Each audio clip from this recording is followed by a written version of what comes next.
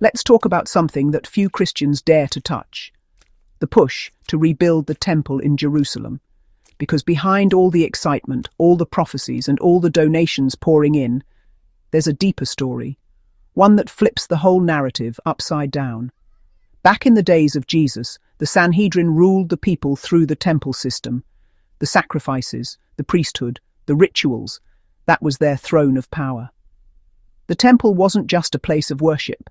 It was the center of their political, religious, and financial control. So when Jesus came and said, "Destroy this temple, and in 3 days I will raise it up," he wasn't just talking about his body rising from the grave. He was declaring the end of their system.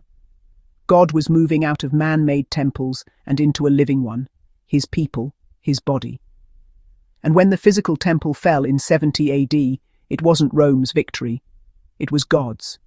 It was the final judgment on the old covenant. The priesthood, the sacrifices, the blood of animals, all of it was finished. But that spirit, the same one that ruled through fear, control, and religion, never stopped trying to come back. It lost its power when Christ fulfilled the law, but it didn't vanish.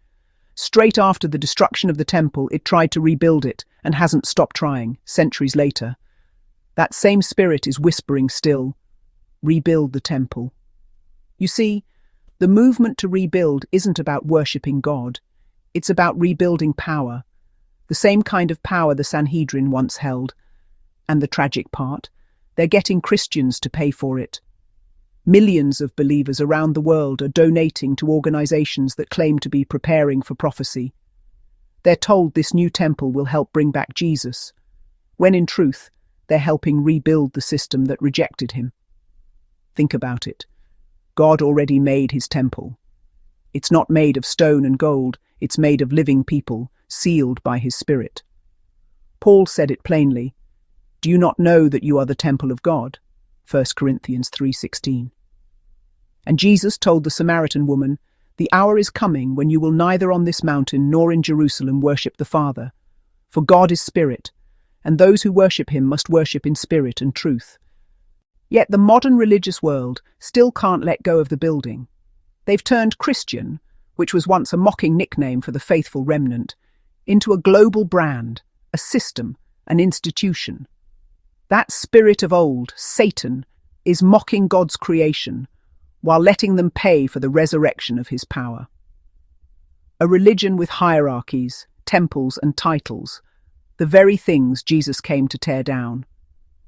It's not that people are evil, they're just deceived by the same old spirit, the same one that tried to build towers to heaven, to put man on God's throne, the same one that whispered to Eve, "You can be like God." It always comes disguised as devotion, but its real goal is control. So what's really happening when people send money to rebuild the temple? They're not fulfilling prophecy, they're funding rebellion.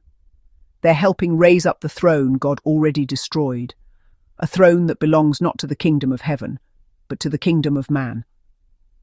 But here's the truth that sets people free. Christ already rebuilt the true temple, not in Jerusalem, but in the hearts of the faithful. That first body was the faithful remnant from the 12 tribes, the lost sheep of Israel, the ones who believed, followed, and were sealed. They became his body, his bride, his temple.